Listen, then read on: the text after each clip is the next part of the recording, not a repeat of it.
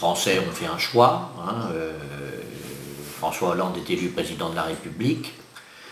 Maintenant, chacun d'ailleurs peut lire les journaux, mais entendre les radios ou voir la télévision. Les problèmes demeurent. Et ils sont devant nous, ils ne sont pas derrière nous. Un certain nombre de réformes très importantes ont été faites, qui d'ailleurs ne seront pas mises en cause pour l'essentiel. Je pense aux retraites par exemple, ça n'est que marginal ce qui est proposé, l'université.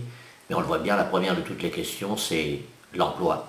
C'est la première inquiétude pour la plupart des gens. Et donc, la question de l'économie, de la croissance, et comment résoudre en même temps et comment avoir de la croissance avec le poids d'une dette absolument considérable qui doit impérativement être maîtrisée. C'est toute la difficulté qui est devant nous, et pour cela, je pense, on aura besoin vraiment de gens raisonnables. C'est la raison pour laquelle je dirais qu'on a 2 ou 3 hypothèses. Tout est possible au niveau des législatives. Les législatives peuvent donner une majorité reconduite, je dis bien, on peut très bien avoir une majorité moins importante, mais la majorité actuelle n'a pas perdu les législatives. On peut aussi avoir une majorité différente aux législatives.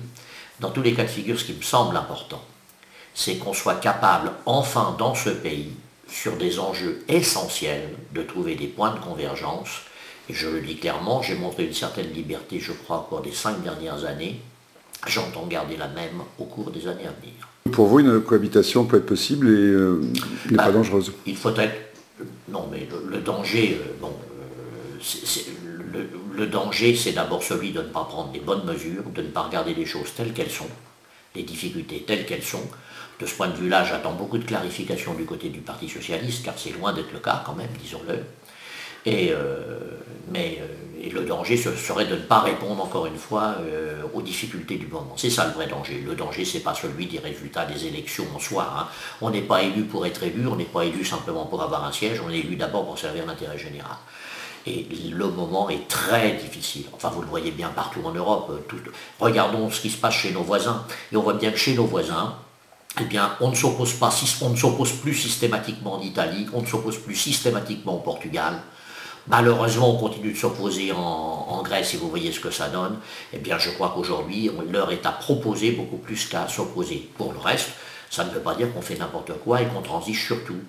Il y a des sujets sur lesquels, à mon avis, je le répète, on doit être capable de converger, puis il y a des sujets sur lesquels on ne sera pas forcément d'accord. Moi, j'ai défendu la TVA, par exemple. Si on supprime l'augmentation de la TVA qui pénalise les produits qu'on importe, c'est-à-dire qui nous renforce, si vous voulez, au niveau intérieur, eh bien, il va falloir retrouver 7 ou 8 milliards.